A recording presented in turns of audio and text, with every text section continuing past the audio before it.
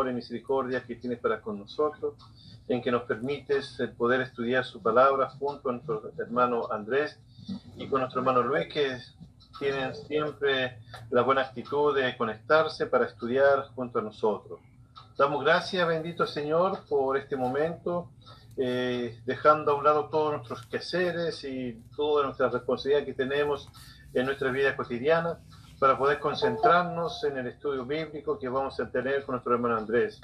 Que siempre sea de mucho provecho para nuestras vidas y como también para las vidas de nuestros hermanos y amigos que se conectan por Face, esperando, Señor, siempre que ellos puedan meditar en su palabra, que puedan tener el deseo de obedecerla, para que puedan también ellos alcanzar esta salvación de nuestras almas que la hemos recibido mediante la obediencia a su palabra. Padre Santo, ayuda a los necesitados, ayuda a los enfermos, cuida y protege, Señor, a aquellos que están sufriendo, ya sea por falta de trabajo, ya sea por enfermedades o también por causa de la pandemia. Que tu mano poderosa esté sobre cada uno de ellos, en especial por todos nuestros hermanos en Cristo a través del mundo. Oramos en especial por nuestro hermano Bob, por su esposa Adi, que puedan usted, Señor, bendecirle y ayudarle en sus necesidades. Orar también por nuestra hermana Margarita, por nuestros hermanos aquí en Niebla, que siempre puedan ellos tener la buena actitud de poder estudiar su palabra. Gracias, bendito Señor, por todo su amor y su misericordia. Te lo agradecemos en el nombre de nuestro Señor Jesucristo. Amén. Amén. Hermano, en lugar de suyo, hermano Andrés. Muchas gracias, hermano. Muy buenas tardes, amados hermanos. Dios les bendiga a todos y cada uno de ustedes. Como siempre, es un placer poder participarles de la palabra de Dios. En este día vamos a estar hablando de la segunda parte del tema Jesucristo y la política. Jesucristo y la política.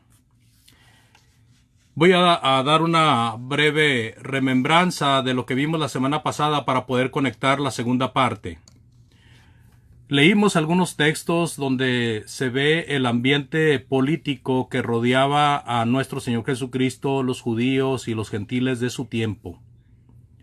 Vimos algunas referencias sobre el significado de la palabra política, donde percibimos que los políticos no hacen honor a ese significado, sino al significado contrario.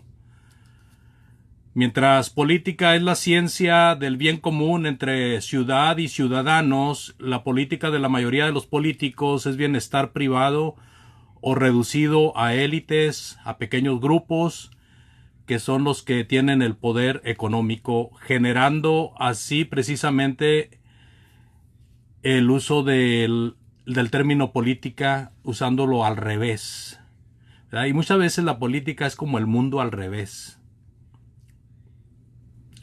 Presenté algunas cosas a considerar para la participación nuestra en la sociedad.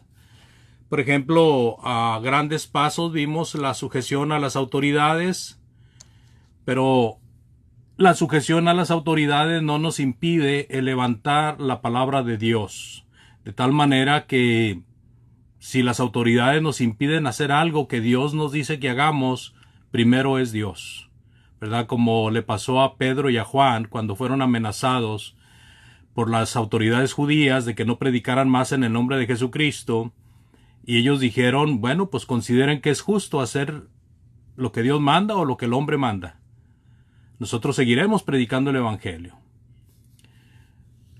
Claro que el trabajo de un cristiano, amados, no es faltarle el respeto al gobierno, no es faltarle el respeto a los funcionarios. Debemos de seguir hablando lo que Dios ha encargado, y Él ha encargado sujeción a las autoridades. Muchas veces hacerlo no va a ser agradable para los pseudos políticos, pero el mismo efecto causa en la mayoría de la gente. O sea, si nosotros respetamos a las autoridades, pero seguimos predicando la palabra de Dios, a veces no va a causar mucha simpatía con las autoridades, algunas cosas que predicamos. Pero ese efecto pasa con la mayoría de la gente. A la mayoría de la gente le afecta o le ofende la verdad, ¿verdad? Sean personas del gobierno o sean personas de otra índole. Hoy vamos a ver, amados hermanos, temas modernos que involucran al fiel. Temas modernos que involucran al fiel. Y estoy hablando de temas modernos que se están hablando en la política, en el mundo de la política, en el mundo de los políticos. Son temas de los cuales se debe de hablar. Por ejemplo, nuestros jóvenes desde temprano deben de estar ubicados, deben de estar familiarizados con la clase de temas que se están tratando y que se está tratando de empujar para que sean correctos ante la sociedad, pero que son incorrectos ante la presencia de Dios. Y por lo tanto también ante la sociedad, pero la sociedad no lo ve. ¿Verdad? Muchos problemas nos ahorraremos nosotros si con tiempo hacemos una serie de estudios o de clases o preparamos a nuestros jóvenes con estos temas. Hay muchos que claudican al pecado porque estos temas se tratan cuando ya están bien metidos en el pecado.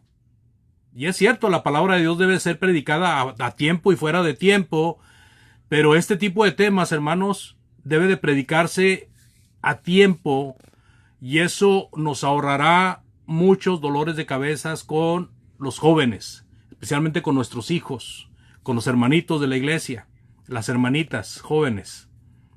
Por ejemplo, usted sabe que uno de los temas que ha causado mucha polémica es el aborto. Hay que hablar del aborto. Hay que tratar el tema del aborto en la iglesia. Hay que ver qué es lo que dice Dios acerca del aborto. ¿Por qué es tan polémico? Porque hay una discrepancia entre lo que se está pidiendo que se apruebe por parte del gobierno con lo que Dios dice. ¿Y por qué encontramos esa discrepancia? Por ejemplo, si una mujer quiere desechar su criatura del vientre, ¿cuál es el problema? Si es su cuerpo. Bueno, el problema es que le está quitando la vida a un ser humano. Ah, no, pero espérese, hermano, es que usted está muy anticuado. No, espérese. No, es que apenas ni es un niño, hombre. Es un feto. Pues da la casualidad, hermanos, que cuando es feto ya es un niño, ya es una criatura. Y aún, si fuera el primer día de la fecundación, ya es un ser que Dios en su voluntad decidió que fuera procreado. Dice la palabra de Dios, mire, en Jeremías 1.5. Jeremías 1.5, yo creo que es un versículo que muchos de nosotros hemos repasado. Dice, antes de que yo te formara en el seno materno, te conocí. O sea, Dios nos conoce desde antes de ser formados en el seno materno. Dice, y antes de que nacieras, te consagré. Te puse por profeta a las naciones. Bueno, esto va muy de acuerdo de que somos escogidos desde el vientre de nuestra madre. Y esto no es de una persona allá de vez en cuando, sino que cada cristiano, cada ser humano, hermanos, no cada cristiano, sino cada ser humano es escogido desde el vientre de su madre para servir a Dios. Y si no, dígame usted a quién sirven los niños. ¿A quién agradan los niños? ¿Al diablo o a Dios? Lo que pasa es que nos apartamos, ¿verdad? Nos apartamos y llega un momento en que tenemos que regresar al Padre arrepentidos. Pero realmente Dios nos escoge desde el vientre de nuestra madre para que le sirvamos, así como dice a Jeremías que lo conoció y lo consagró para que fuera profeta de las naciones. Así a nosotros Él hace lo posible para que nazcamos con el propósito de servirle. El propósito de nacer, hermanos, el propósito de ser engendrados, el propósito de ser procreados y luego nacer es servir a Dios. Pero nos desviamos. Salmos 22:10. Salmos 22:10 también dice el salmista, sobre ti fui echado desde antes de nacer. Desde el vientre de mi madre, tú eres mi Dios, ¿verdad? Y luego el Salmo 139, versículo 16 dice, mi embrión, vieron tus ojos. Fíjese lo que dice el salmista, mi embrión vieron tus ojos. Y en tu libro estaban escritas todas aquellas cosas que fueron luego formadas sin faltar una de ellas. ¿Sabe usted lo que es un embrión? Un embrión es antes del feto. El embrión es lo que es conocido desde el momento en que se fecunda a un ser hasta las 8 semanas. De las 8 semanas en adelante empieza a ser contado como feto. Entonces el salmista conoció a Dios desde que era embrión. Dios vio al salmista desde que era embrión. ¿Verdad? Mientras que un feto no es un... Bueno, vamos a aclarar esto. Un feto no es un embrión. Un embrión es una cosa y un feto es otra cosa. El feto se conoce a las 8 semanas después de la fecundación del óvulo y del espermatozoide, mientras que el embrión es desde el momento de la fecundación hasta las 8 semanas. Ese es el embrión. O sea, en otras palabras, desde el momento que hay la fecundación ya es un ser, hermanos. Ya es un ser. No, que no está completo, que no está formado. Tranquilo. Nadie nacemos siendo adultos. Nadie nacemos siendo viejitos. ¿Verdad? Nacemos y nos vamos desarrollando. Lo mismo pasa en nuestra procreación. Se nos procrea y nos vamos desarrollando. Vamos sufriendo cambios. Pero es lo que está diciendo el salmista. Dice que desde que era embrión, Dios lo conocía. Y el salmista dice, yo te conocí, yo vi tus ojos. Tus ojos me vieron. No estamos tratando aquí el tema del aborto, sino que es nada más uno de los puntos a que trae mucha confusión y que trae mucha complicación en el mundo actual, desde hace algunas décadas ya, que nosotros debemos de tratar en las iglesias. Nosotros debemos de tratar con nuestros hijos, con nuestra familia, con los que podamos. Porque luego los enredan en que se ven en el asunto de que tienen que tomar una decisión y deciden lo peor. Muy bien. ¿Qué me dice usted del matrimonio, del divorcio, de las segundas nupcias? Este es un tema también que ha afectado mucho la política. ¿Por qué?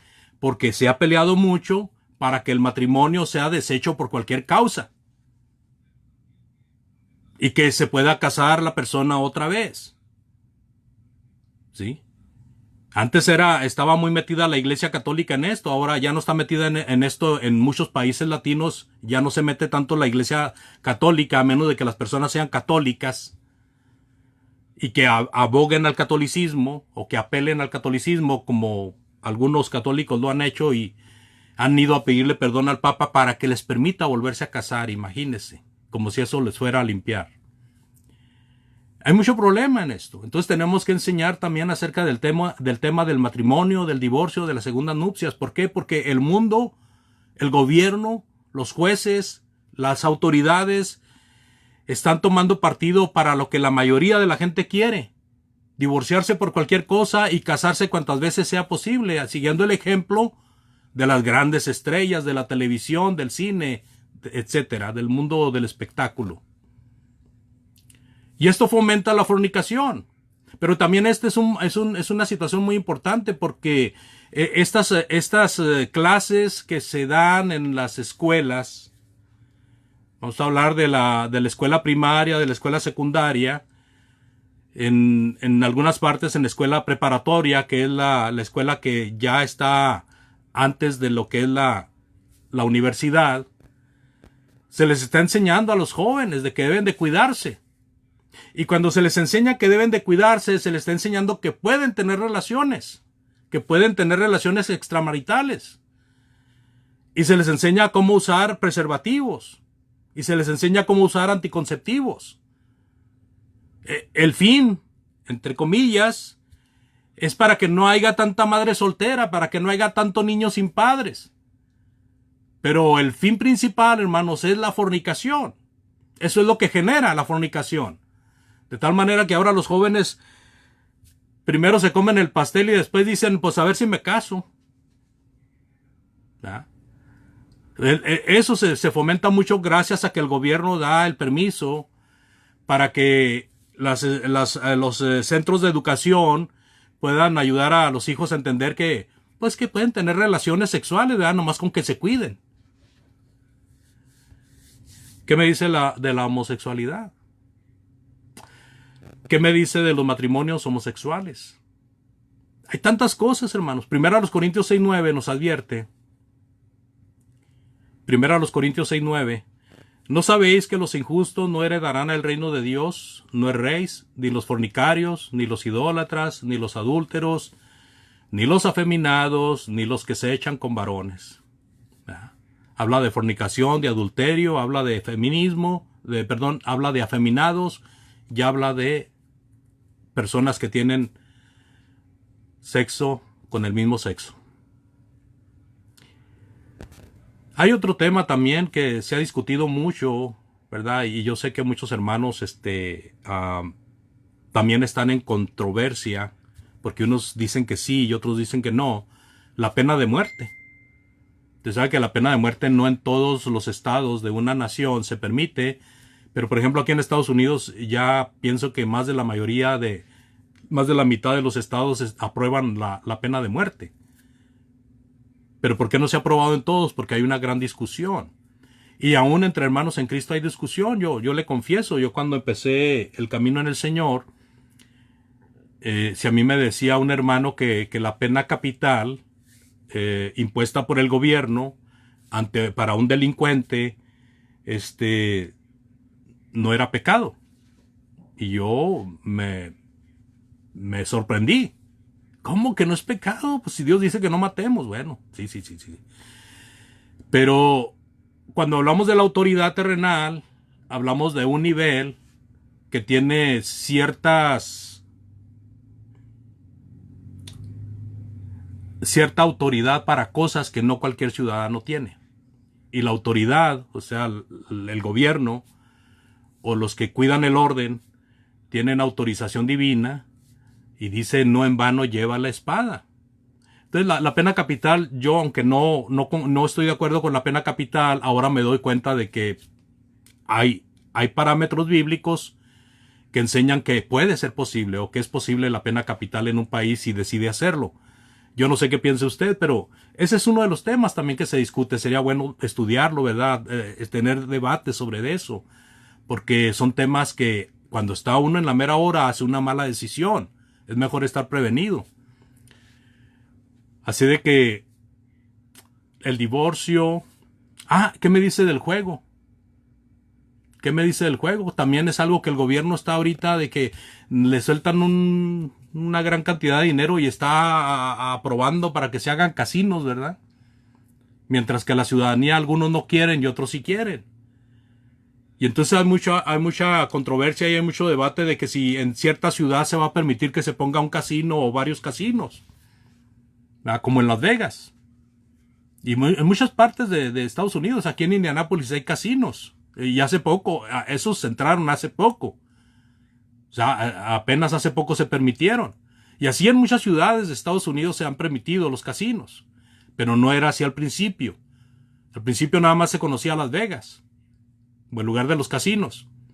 Bueno, ese es otro asunto también, y ese es asunto doctrinal muy importante. Porque si hablamos nosotros del juego, estamos hablando de tratar de enriquecerse de una manera fácil, ¿verdad? El que va a jugar va con la intención de ganar dinero. Aquí el punto es que el Señor nos enseña a ser prudentes. Y una persona que quiere enriquecerse fácilmente no es una persona prudente. Dice la palabra de Dios en Eclesiastés. Eclesiastés 9:11, por favor. Eclesiastés 9:11. Dice Salomón, me volví y vi debajo del sol que ni es de los ligeros la carrera, ni la guerra de los fuertes. Dice, ni aun de los sabios el pan, ni de los prudentes las riquezas.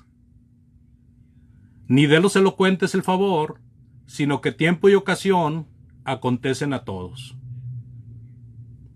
Entonces, la riqueza no es para el prudente, hermano. O sea, un prudente no puede estar pensando en hacerse rico fácilmente. Yo no estoy en contra de la riqueza, ni creo que un hermano no debe de ser rico, millonario. No, eso es diferente. O sea, una cosa es quererlo y otra cosa es tenerlo sin haberlo querido o sin poner en primer lugar esas cosas. Muchos de nuestros antepasados espirituales fueron personas inmensamente ricas. Abraham, por ejemplo. Nomás la pregunta es, ¿dónde tenía puesto el corazón Abraham? ¿En sus riquezas? ¿Dónde tenía puesto el corazón Job? ¿En sus riquezas? No, eran hombres inmensamente ricos, Dios les daba esa riqueza, pero eran hombres que primero era su fe, antes que cualquier cosa. Y así de que cuando tenían que pasar necesidad, la pasaban, porque su fe era fuerte. Era más fuerte su fe que el tener bienes materiales. Hay quienes defienden el juego en casinos. Hay quienes defienden las apuestas diciendo que si ganan, lo van a usar para una buena obra. Por ejemplo, hay una persona que confesó, un hermano, confesó que él le gustaba mucho el juego, pero que siempre tenía que su conciencia le remordía. Pero que él tenía la suerte de que siempre que iba a jugar, ganaba. Y entonces él decía que con eso se costeó la universidad. Y entonces pasaron los años y él no estaba contento y hizo la pregunta a hermanos maduros, que si era pecado el juego de azar, de apuestas. Y los hermanos pues le escribieron unos y otros y todos coincidieron en lo mismo, es pecado, hermano. Por esto y por esto otro es pecado. Y entonces él decía, pero es que yo lo usé para una buena obra, ¿verdad? Para pagar mis estudios, ¿qué tiene de malo? Bueno, aquí va la situación, ¿verdad? Hay quienes defienden el juego, pero no se ponen a pensar que el inventor del juego fue una persona codiciosa. Los que inventan los juegos, hermanos, y los que ponen juegos en los casinos o en cualquier casa de juego, siempre van a ganar. Siempre, nunca van a perder. Pero le hacen creer a la persona que vaya apuesta que les va a ganar a ellos. Primeramente ahí está un engaño y luego es el hecho de que la persona es codiciosa.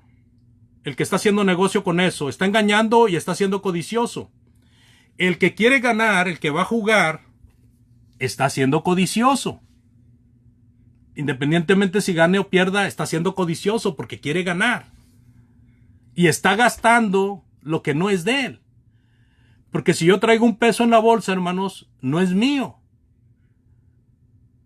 Primeramente es de Dios y segundo es para mi familia y para hacer el bien a mi prójimo. O sea, el dinero que nosotros tenemos no es de nosotros. Entonces no lo puedo usar en un juego porque Dios no me aprueba un juego para ganar más dinero. La lotería, los casinos, las máquinas. El que va y juega y pierde, pero no deja de ser pecado por el hecho de que fue codicioso y porque perdió algo que no era de él. El que va y juega y gana es codicioso y está usando dinero que no le pertenecía a él. Ahora lo tiene en su bolsa, pero no está bien habido ese dinero. Y está participando con la codicia de los otros. El que hizo el casino y el que perdió. Está participando de la codicia de ellos. Dice la palabra de Dios, amados. En Romanos 3:8, por favor. Siempre debemos de tener cuidado de que no seamos acusados de lo que no es correcto, ¿verdad? Y si nosotros damos pie para que se nos acuse mal, pues entonces estamos mal. Dice en Romanos 3:8, ¿y por qué no decir cómo se nos calumnia? Y cómo algunos cuya condenación es justa afirman que nosotros decimos, hagamos males para que vengan bienes. Aquí el tema es que Pablo está disertando con los hermanos de Roma que se creían, ellos estaban bien porque aunque eran romanos eran judíos y condenaban a los gentiles. Y entonces acusaban al apóstol Pablo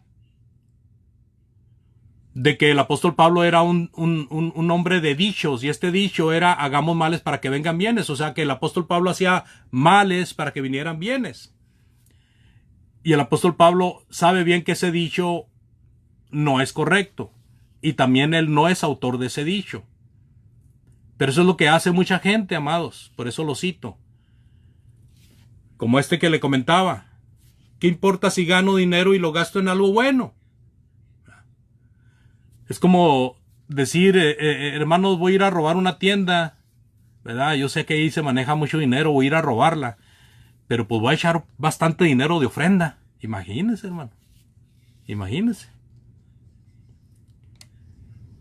En Mateo 7, 17 al 20, también dice el Señor Jesucristo, Mateo 7, 17 al 20, así todo buen árbol da buenos frutos, pero el árbol malo da frutos malos. No puede el buen árbol dar malos frutos, ni el árbol malo dar frutos buenos. Todo árbol que no da buen fruto es cortado y echado en el fuego. Así que por sus frutos los conoceréis. No es un buen fruto, amados, el obtener dinero de ganancias deshonestas. Y ganancias deshonestas también encierra el hecho de ganar dinero de una manera fácil. No me refiero, que no se malentienda, ¿verdad? No me refiero a que no le pueden regalar a usted dinero o que no puede recibir una herencia. No. Me refiero a que usted entra a un juego con el propósito de obtener dinero fácil. A eso me refiero. En Romanos, Mateo 7, así que por sus frutos los conoceréis. En Romanos 1:32, si nosotros entendemos de que el participar en los juegos de azar lleva implícito el pecado de la codicia, nosotros podemos perdernos si estamos dentro de ese juego, si entramos en esa situación. En Romanos 1:32 dice, quienes habiendo entendido el juicio de Dios, que los que practican tales cosas son dignos de muerte y no solo las hacen, sino que también se complacen con los que las practican. El apóstol Pablo enumera una serie de pecados ahí de los romanos en el capítulo 1, especialmente a aquellos idólatras y aquellos fornicarios, aquellos homosexuales, ¿verdad? Porque habla de mujeres que se fueron contra las mujeres, ¿verdad? En lascivia, en deseos sexuales, etcétera. La situación es que todo el pecado, hermanos, termina con esta sentencia. Los que hacen tales cosas son dignos de muerte, y no solo las hacen, sino que también se complacen con los que las practican. En otras palabras, se hace el pecado y se apoya a los otros que están haciendo el pecado. ¿Verdad? El uso legalizado de drogas, entrando a otro punto. Este es un tema también muy, muy bueno de tratar con nuestros jóvenes. Hay drogas recreativas y muchas veces han preguntado dónde dice la Biblia que se prohíbe inhalar cocaína, o dónde dice la Biblia que se prohíbe inyectarse heroína o morfina, o dónde dice la Biblia que se prohíbe fumar, ¿verdad? Marihuana o chasis o cachis, ¿cómo se llama, hermanos? Cachis, no, ya ni sé. Es una cosa que también la meten a los pulmones por medio de humo. Bueno, en el mundo en el que vivimos, especialmente en los últimos años, hay gobiernos que han decidido legalizar algunas drogas, como la marihuana, por ejemplo. Al rato van a seguir con la cocaína, así como lo hicieron con el licor. Y entonces, ¿será correcto la legalización? ¿Sabe que hay mucho hermano que cree que fue correcta la decisión de legalizar la marihuana? Que de esa manera se va a acabar el narcotráfico. ¿Pero qué de la facilidad que están dando para que la persona cometa pecado? El resultado bueno, hermanos, no estriba en legalizar las drogas, sino estriba en que enseñemos a nuestros jóvenes, enseñemos a nuestra familia, que como padres hagamos nuestro papel bien y que como sociedad ayudemos a otros, como iglesia, hermanos, ayudemos a las familias que están allí en la iglesia y seamos luz para todos los que nos rodean. Ahí está la solución. La solución no está en meter muchos policías para que la gente tenga miedo y no se drogue. La solución no está en quitar las drogas del mercado. La solución no está en legalizarlas. La solución está en educar. En la educación, hermanos. Ahí está la solución. Y la educación bíblica es bien clara. Dice en 1 Corintios 15. 1 Corintios 15, 33, por favor. 1 Corintios 15, 33 dice, no es rey, las malas conversaciones corrompen las buenas costumbres. ¿Dónde vienen las malas conversaciones? En la cantina, entre los cuates ahí, dándole jalones al cigarro, entre cerveza y cerveza, entre drogándose, ¿verdad? Las malas conversaciones corrompen las buenas costumbres. También tiene el sentido figurado de que lo que se hace mal también corrompe. En Proverbios 20,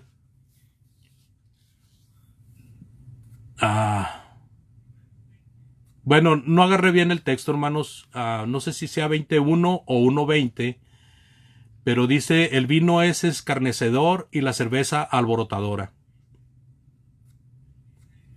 Y cualquiera que por ello se errare, no será sabio. ¿Verdad? También en Gálatas capítulo 5, versículo 20, el apóstol Pablo dice, idolatría, hechicerías, enemistades, pleitos, celos, iras, contiendas, disensiones, herejías, todo esto no hereda el reino de Dios. ¿Y qué tiene que ver esto con las drogas, hermano? Bueno, pues ahí dice hechicería. ¿Sabe qué es el fuerte de los hechiceros? ¿Qué es lo que dan como remedio los hechiceros? Drogas. Drogas, hermanos. Y levantan muertos, déjeme decirle. Teníamos una persona que estudiaba con nosotros el Evangelio. Y en una ocasión se le enfermó su hija. Y nos pidió que oráramos por ella, sí. Fuimos a orar por ella. Y siguió mala, siguió enferma la joven. Resulta que este hombre, en su desesperación, la llevó con un brujo. Porque mucha gente, aunque llega a Estados Unidos, ¿verdad?, sigue con sus tradiciones, con sus costumbres. Y aquí también hay brujos. Aquí en Estados Unidos hay brujos mexicanos. Y hay brujos latinos, ¿verdad?, de otros países de Latinoamérica. Y la llevó con el brujo. El brujo así, mire, de volada, hermanos. De volada la muchacha andaba, pero bien acelerada, hermanos. Bien acelerada. ¿Y cómo te sientes, hija? Bien, no, me siento muy bien. No, pues qué bueno, ya sí pues la drogó, hermanos. Le dio un brebaje y la muchacha se sintió bien y le dijo, vas a tener que estar siguiendo tomando este brebaje. Y vas a tener que levantarte a las 12 de la noche para hacer una oración al Padre Nuestro. Y a la Virgen María, ¿verdad? Porque los hechiceros usan también la cosa religiosa como para meterle ahí más cadena a las personas que caen en sus engaños. Pues la drogó, ¿verdad? La logró alivianar porque la mantuvo drogada mientras el padre veía que su hija estaba aliviada. ¿Y qué quería? ¿Que nosotros le fuéramos a dar droga o qué? Pero bueno, entonces hasta ahí llega muchas veces la ignorancia, ¿verdad? De que las drogas son buenas porque nos hacen sentir bien. Le preguntan a una persona, ¿cómo te sientes? No, al tiro, ese mi loco, bien suave acá. Pero pues eso es pasajero y luego se está dañando su organismo, hombre, los pulmones. Se está dañando su cerebro, su hígado, su corazón, todo se está dañando. Las drogas no son buenas. Ahora, para eso existen los médicos. Los médicos pueden, de una manera sabia, recetar drogas para ciertos malestares, pero son en cantidades sumamente pequeñas, pequeñitas, ¿verdad? Entonces, no es lo mismo. a automedicarse o a ir con un brujo o un yerbero. Dice pues la palabra de Dios, hermanos, que todas estas cosas no debemos de practicarlas, porque todo el que practica estas cosas no entrará al reino de Dios. Y estas cosas son las que se están empujando desde el gobierno. Primero empiezan grupos pequeños a pelear. No, que queremos que los homosexuales tengan sus derechos y que puedan tener hijos, ¿verdad? Pues sí, pues ¿cómo van a poder tener hijos si son dos hombres? No, pero podemos adoptar uno para que sea igual que nosotros. Imagínense. Imagínense. Nuestra responsabilidad, hermanos, nuestra responsabilidad en Efesios capítulo 5, versículos del 11 al 13, por eso le digo que sí somos políticos, o debemos de ser políticos. No podemos permanecer indiferentes a estas cosas.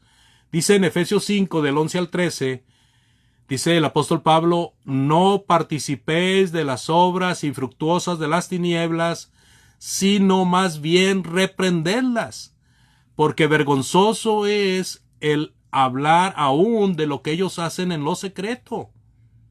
Mas todas las cosas, cuando son puestas en evidencia por la luz, son hechas manifiestas, porque la luz es lo que manifiesta todo. Perdón, hermanos. Entonces dice el apóstol Pablo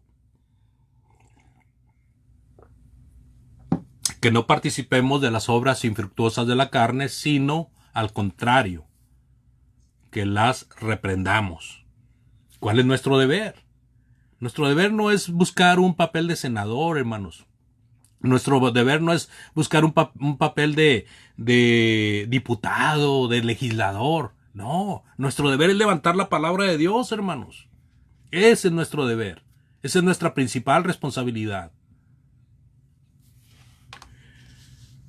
Pero, hermano, ¿hay ejemplo de eso? Bueno, el apóstol Pablo dice que no participemos en las obras infructuosas, sino que, sino repréndelas. Ahí tenemos un deber, una responsabilidad. Ahora, ¿queremos ver ejemplos? Hay muchos ejemplos en las Sagradas Escrituras. Por ejemplo, Natán, ¿qué hizo con David? Ahora, ¿quién era Natán? ¿Y quién era David? Natán, siervo de Dios. David, el rey, hermanos. El rey. ¿Y qué hizo Natán? Cuando David tomó una mujer que no le pertenecía, hermanos, y que aún dio muerte a su esposo, él pecó gravemente contra Dios. Y Dios mandó a Natán para que le dijera, estás en pecado y estás caído de la gracia. Y cuando Natán va con David, le dice, ¿qué piensas tú, mi rey, de esta situación? Y le dice el rey, ¿de cuál? ¿De cuál? A ver, ¿cuál? Pues un hombre tenía un rebaño grande de ganado, ¿verdad? Y llegaron a visitarlo unos familiares. Y él, en vez de matar algo de su ganado, mató una oveja de su vecino, que nada más tenía una oveja. ¿Qué crees que se debe hacer con ese hombre? Dice, no, hombre, ese hombre merece la muerte. O al menos que pague cuadruplicado, dice el rey David. Y le dice Natán, ese hombre eres tú, David. Imagínense, hermanos. Al rey, hermanos. Dice en 2 de Samuel 12:7, por favor. 2 de Samuel 12:7. Entonces dijo Natán a David, tú eres aquel hombre. Y así ha dicho Jehová, Dios de Israel, yo te ungí por rey sobre Israel, y te libré de la mano de Saúl. ¿Y tú cómo me pagas? ¿Ah?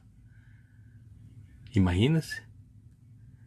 No, pues David quedó bien avergonzado, ¿verdad? Y se arrepintió ahí. Y este es un ejemplo también que nos enseña, porque muchas veces se ha preguntado el cristiano si podemos perdonar pecados de hermanos que se arrepienten porque son sorprendidos en el pecado, si no, no se hubieran arrepentido. Y este es un ejemplo. Ahí podemos tomar una decisión, hermanos.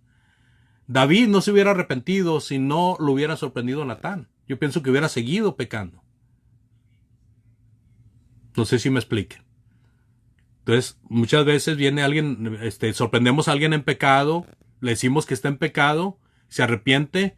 que no haya el bloqueo de que no, pues sí, se arrepintió porque lo sorprendieron. No, hay que perdonarlo. Si se arrepiente, hay que perdonarlo. Y lógicamente, si se arrepiente, pues es una persona que va a dar frutos de arrepentimiento. Ahora, en Primera de Reyes 13 está otro caso. Jeroboam primeramente se levanta como rey a sí mismo y luego se empieza a hacer altares a los ídolos, ¿verdad? Y Dios le manda a un profeta, le manda a un hombre de Dios para que vaya y le diga, así te va a pasar. Fíjese, Jeroboam era un hombre asesino, hermanos. Sumamente asesino. Y este hombre fue y le dijo, ¿verdad? En Primera Reyes 13:2 al 4, le dijo este hombre de Dios al rey Jeroboam, le dijo, aquel clamó contra el altar por palabra de Jehová y dijo, altar, altar, así ha dicho Jehová. He aquí que a la casa de David nacerá un hijo llamado Josías, el cual sacrificará sobre ti a los sacerdotes de los lugares altos que queman sobre ti incienso, y sobre ti quemarán huesos de hombres. Y aquel mismo día dio una señal diciendo, esta es la señal de que Jehová ha hablado. He aquí que el altar se quebrará y la ceniza que sobre él está se va a derramar. Cuando el rey Jeroboam oyó la palabra del varón de Dios que había clamado contra el altar de Betel, extendiendo su mano desde el altar, dijo, prendedle, prendedle. Mas la mano de aquel que había extendido contra él se le secó y no la pudo enderezar. Aquí resalto el valor del hombre de Dios, a un rey sanguinario. Le fue y le dijo lo que Dios le había dicho que le dijera. Después este varón le falló a Dios, pero al menos en este momento hizo lo correcto, este profeta de Dios. Entonces, ese es otro ejemplo para nosotros. Pero vamos más adelante, hermanos, porque tenemos todavía a Juan. ¿Qué me dice de Juan y Herodes? ¿Qué fue lo que le dijo Juan a Herodes? ¿Verdad?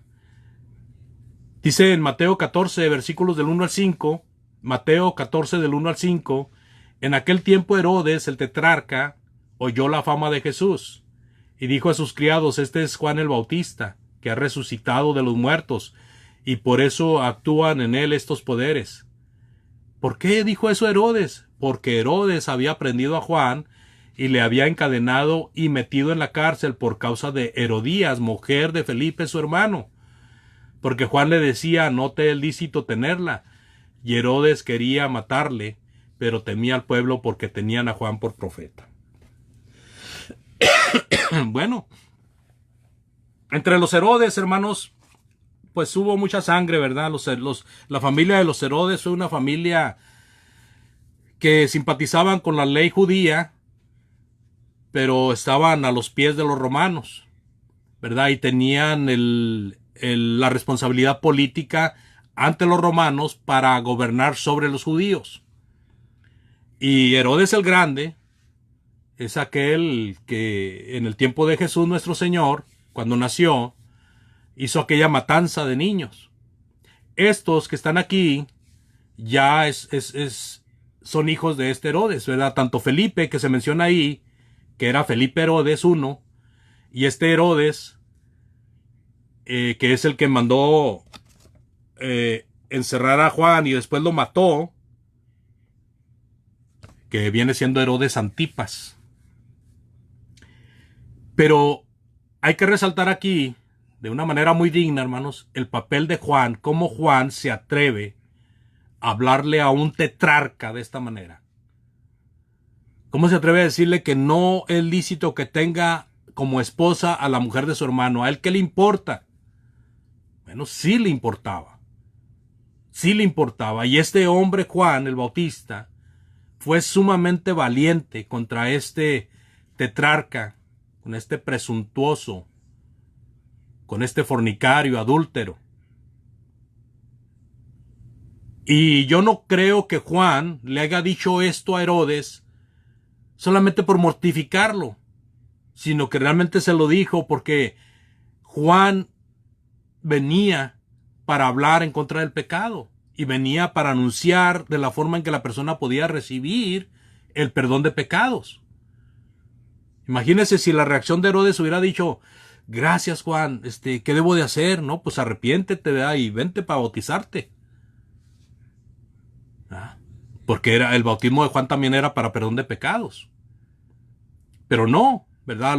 Le agarró tirria, no lo mató luego porque le tenía miedo al pueblo, porque tenían a Juan como profeta. Pero se la guardó y cuando se presentó la oportunidad que bailó aquella muchacha frente a él y le pidió la cabeza de Juan el Bautista, la hija de Herodías, esta mujer perversa que había sido mujer de Felipe, hermano de Herodes, Antipas, y ahí vio la oportunidad y mandó degollar a Juan el Bautista. Pero Juan el Bautista, sumamente valiente, no se detuvo para decirle a esta persona que estaba fallándole a Dios en ese aspecto. Yo pienso que le estaba fallando en otros, pero en ese aspecto también. El apóstol Pablo, hermanos, también nos enseña que hay que hablar la palabra de Dios cuando se es necesario.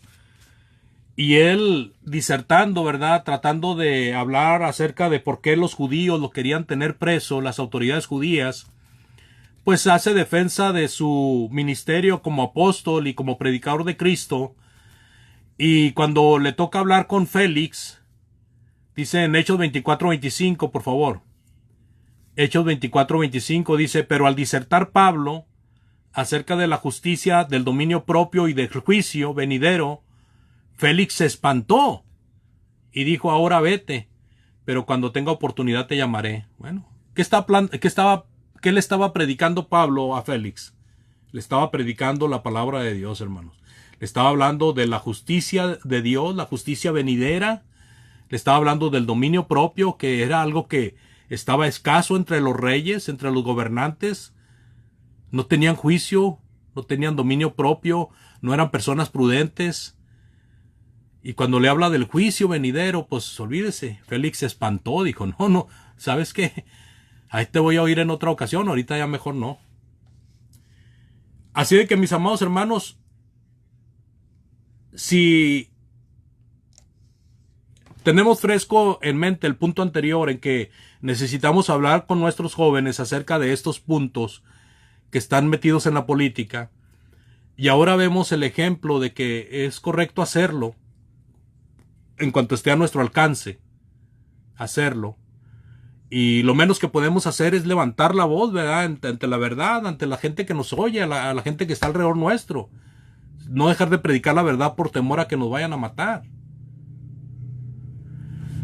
Así que nuestra parte es levantar la verdad y eso también se puede ver en los votos cuando se trata de votar por algún candidato, ¿verdad? Muchas veces no estaremos de acuerdo en todo lo que ellos aprueben, pero si hay que tomar la decisión de votar, tenemos que votar por el menos peor.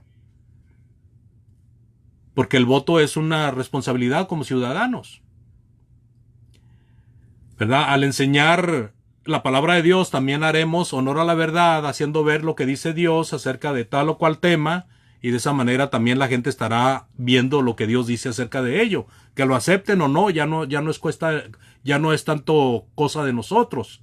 Los candidatos a veces, hermanos, dejan en claro lo que planean hacer en ciertos temas que tocan, y especialmente en temas que tocan lo religioso, porque los políticos tienen que ver todos los ambientes, los sindicales, los escolares, la seguridad pública, la salud pública, la religiosidad también tiene una influencia muy grande en cuanto a las decisiones que los políticos deben de hacer. Entonces, muchas veces tocan asuntos que tienen que ver con la ley de Dios. Y ya sea que nosotros votemos a favor o en contra de ese candidato, es una buena oportunidad para nosotros levantar la verdad y decir, bueno, esto es lo que dice Dios. Esta es la postura divina. Una invitación de un tema muy sonado acá es con relación a los juegos, como comentaba. Y muchos políticos están puchando de que se aprueben los casinos. ¿Cuál debiera de ser nuestro voto? Otra cosa muy empujada acá es sobre la aprobación a que se ponga alguna licorería en el barrio. Y hasta eso, toman en cuenta al barrio. Y a nosotros nos ha llegado carta ya a la iglesia donde nos nos dice el gobierno, ¿sabes qué? Mira, aquí en tal número de esta calle quieren poner una licorería. ¿Estás de acuerdo? Y entonces cada uno de los que estamos ahí firmamos que no estamos de acuerdo. A veces un candidato es racista, hermanos. Fíjese bien lo que voy a decir, esto ya es para concluir. A veces un candidato es racista, clasista, aplaudidor de las grandes industrias que contaminan el ambiente y acaban con los recursos naturales. Empuja la explotación a los trabajadores y está dispuesto a vender los recursos naturales de su país a empresas extranjeras. Pero viene otro, fíjese, viene otro, gentil, amable, condescendiente, y está dispuesto a defender la causa de grupos minoritarios, como la legalización de la marihuana, como los derechos a los de LGBT, como matrimonios homosexuales, aborto, apoyar el aborto, dar aprobación a los casinos, etcétera. ¿Cuáles de estos dos gobernantes escogería usted si usted tuviera que votar por alguno? Esa es la pregunta después de este estudio, hermanos. Ustedes me contestarán al terminar. Yo les agradezco su atención y vamos a tener una tercera parte donde vamos a ver a nuestro Señor Jesucristo en temas que afectan a la sociedad en la que Él vivió y que afectan en la sociedad que tenemos hoy actualmente. Política. Gracias por su fina atención. Como siempre, si esto que hemos hablado ayuda para que usted medite y ponga su servicio a Dios, pues es un buen momento para hacer la decisión, ¿verdad? De ponerse bien con Dios. Si ha fallado, si alguien va a escuchar este mensaje o está escuchándolo y no ha venido a Cristo, le invitamos a que lo más pronto posible, ¿verdad?, se arrepienta y se bautice para perdón de pecados.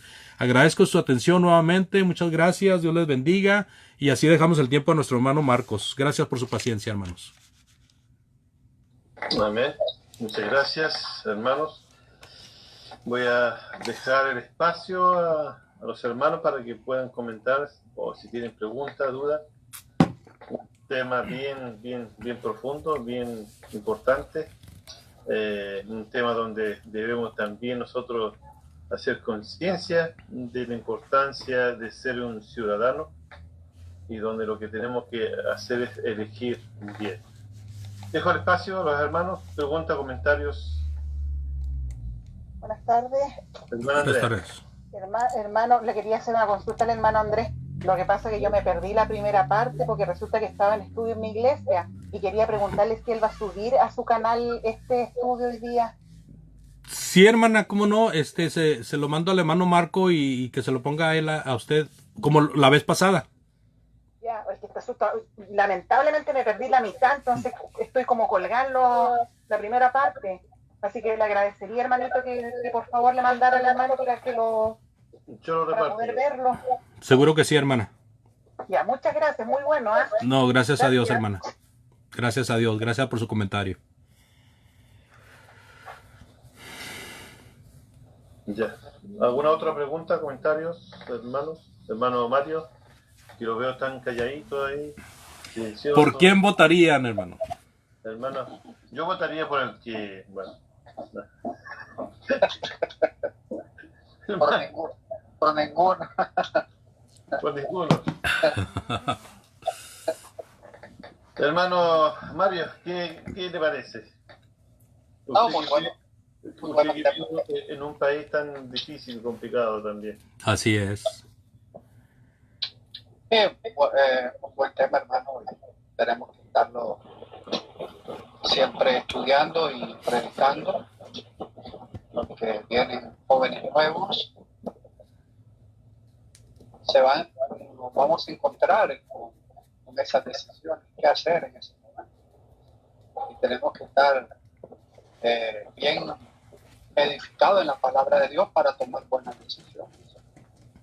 Porque si no, vamos a tomar malas decisiones y vamos a ser llevados por la corriente de este mundo y no realmente por lo que Dios nos dice. Gracias, hermano Andrés. Gracias a Dios, hermano Mario. Gracias por su comentario. Sí, es bien difícil, hermano, porque hoy día cuando uno quiere predicar, porque el tema que usted hizo todo un gran resumen allí, con la mayoría de estos temas que usted comentó son bien complicados y difíciles y controversiales, ¿ya? En donde muchas veces para evitar problemas en la congregación, para evitar que las personas se enojen, se molesten, no predicamos esos temas.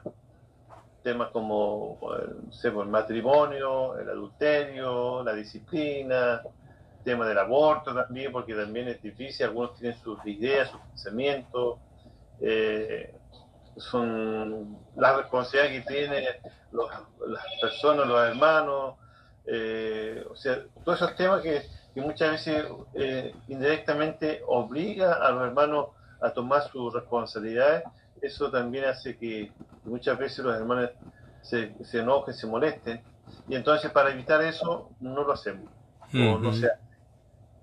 Entonces por eso es interesante el hecho de estudiar la palabra, el matrimonio, el adulterio, temas que nosotros, gracias a Dios, hemos estudiado bastante ese tema y siempre estamos retomando, recordando que son temas que siempre están en la iglesia, siempre están actualizados, por lo tanto hay que tocarlos siempre.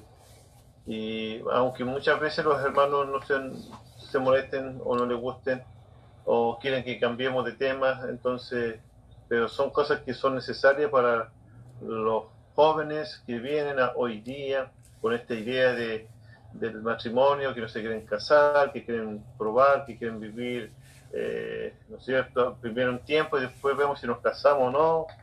Y eso es parte de la iglesia también, y dentro de la iglesia, y cómo lo contrarresta.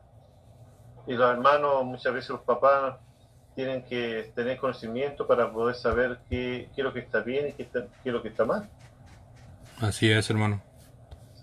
Entonces sí, es muy bien profundo todos los temas estos y que tienen que ver mucho con la influencia del gobierno, del país, de lo que se eligen, a los gobernadores que elegimos. Uh-huh.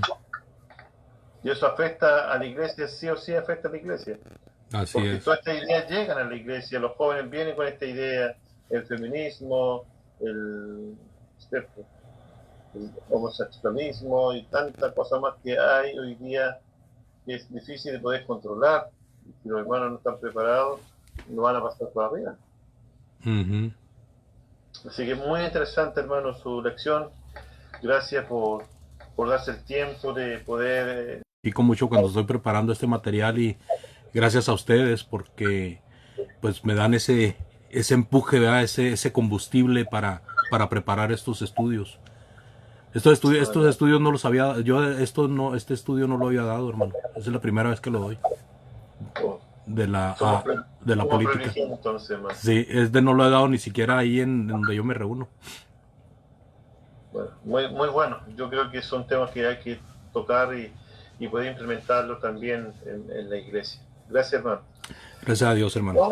Vamos a despedirnos entonces. Voy a pedir que nuestro hermano Mario, que siempre nos acompaña, hermano Mario, nos pueda despedir con una oración y agradeciendo a cada uno de mis hermanos que en esta tarde han dejado este tiempo para participar con nosotros. Oremos, hermano. Señor y Dios que estás en el cielo, el corazón de tus hijos fieles, gracias le damos por esta oportunidad que nos ha regalado de la vida, la salud, la fuerza, el deseo de estar reunidos aquí para estudiar tu bella y santa palabra. Gracias, Padre, por esa palabra que hemos escuchado. Ayúdanos para ponerla en práctica en nuestra vida diaria y poder enseñar a quienes no la conocen. Gracias al siervo que escogió, como nuestro hermano Andrés, para exponer tu palabra. Siempre dele la fuerza, dele el valor para que él siga exponiendo tu palabra, que la verdad tuya siempre salga adelante, Padre. A pesar de las adversidades y de los obstáculos que se nos pueden presentar, siempre denos la fuerza y la valentía para predicar la verdad. Pedimos por todos los hermanos que hemos estado reunidos, que usted nos ayude a tener siempre ese deseo, ese ánimo, de escudriñar siempre tu palabra, y así crecer espiritualmente para nuestra salvación.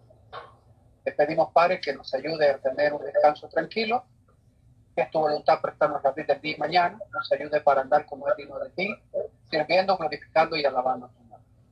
Padre, le pedimos por todos los enfermos, aquellos que estén en los hospitales, aquellos que estén en una clínica, aquellos que estén en sus hogares, en sus hogares porque no pueden ir a ninguno de estos lugares, aquellos que estén en la cárcel, ayuda a aquellos que están batallando contra este virus para que puedan recuperarse, puedan mejorarse y puedan estar bien. Le pedimos en especial en este momento, Padre, por la familia de hermano Daniel Ramírez allá en El Salvador, Padre, por su suegra que está bastante mal de salud. Ayúdale para que ellos puedan recuperarse de ese virus y puedan mejorar. Nuestro hermano Andrés, que ha estado un poco afectado también de salud, que le ayude para que se recupere totalmente, Padre, y así como cada uno de tus hijos que se nos escapan de su mente, pero en la ciudad.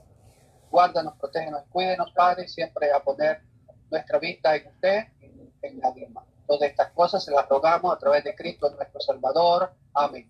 Amén. Muchas gracias, hermanos. Muchas gracias, hermano Enrique, hermano Luis, hermano Mario, hermano Marcos. Muchas gracias, hermana Andrea. Dios les bendiga a todos, ¿verdad? Aquellos que no se ven en la pantalla también, gracias. Y que pasen. Les deseo muy buenas noches. Gracias, hermano. Bendiciones. Gracias por el estudio. Que descansen. Que Dios le bendiga mucho. Chao, Quique. Chao, Lupita.